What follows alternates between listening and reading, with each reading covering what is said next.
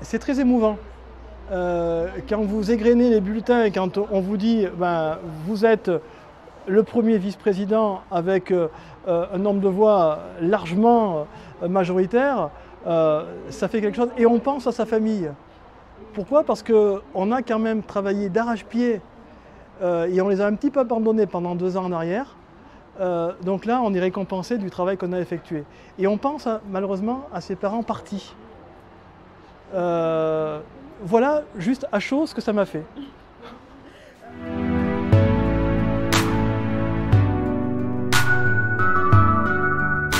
Alors, le rôle que je souhaite jouer aux côtés de Jean-Philippe Bréchet, c'est effectivement de m'appuyer sur sa connaissance. Alors, on se connaît un petit peu avec Jean-Philippe, donc le binôme fonctionnera très très bien. Je ne veux pas non plus marcher sur son terrain, mais je veux me servir quand même de ses compétences, me servir de son expérience, me servir de sa connaissance pour apporter la mienne. La mienne, mais plutôt sur le volet salarié que je suis. Jean-Philippe est plutôt sur le volet exploitant, moi plutôt sur le volet salarié. Donc les deux se conjuguent. J'ai la chance quand même d'être très très proche de la MSA de Valence. Donc lorsqu'il y a des dossiers qui méritent d'être un petit peu plus urgents que d'autres, on est quand même disponible au quotidien sans problème.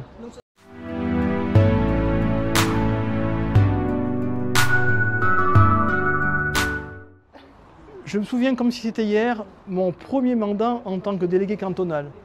Je me posais la question, mais on sert à quoi? Et pendant 15 ans, je me suis posé la même question, mais on sert à quoi? Eh bien, ça a permis de mieux connaître la MSA, du moins de la connaître, parce que, encore aujourd'hui, pour la connaître comme il faut beaucoup d'années. Ensuite, siéger au comité départemental. C'est déjà un petit peu plus, on apprend à connaître les structures partenaires avec lesquelles on travaille. Partenaires. Les organismes partenaires qui sont financeurs. Et puis, le rôle d'administrateur, effectivement, ça a été un moment émouvant et triste à la fois. Émouvant parce que être administrateur, c'est un joli rôle, c'est une belle fonction.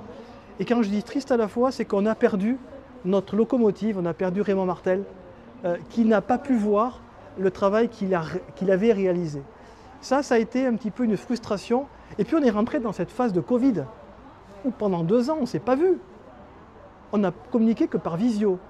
Donc finalement, 3 ans de mandat d'administrateur, 3 ans uniquement de rencontres physiques.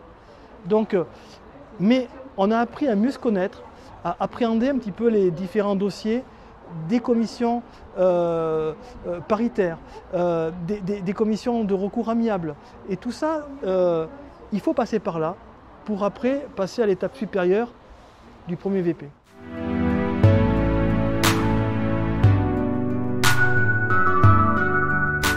Défendre la cause des jeunes en situation de difficulté, défendre la cause de nos aînés qui finalement, bien souvent, on les laisse dans une maison de retraite, dans un EHPAD, sans pour autant s'occuper d'eux.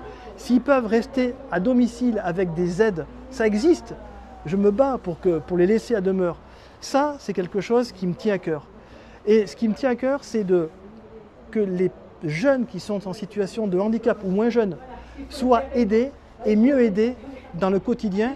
Quand je vois qu'un jeune aujourd'hui n'a pas une place dans une école, ça, je ne peux pas l'accepter. Donc effectivement, si je peux tout faire pour qu'il vive mieux dans son quotidien de personnes à mobilité réduite, eh bien, ce sera déjà une satisfaction.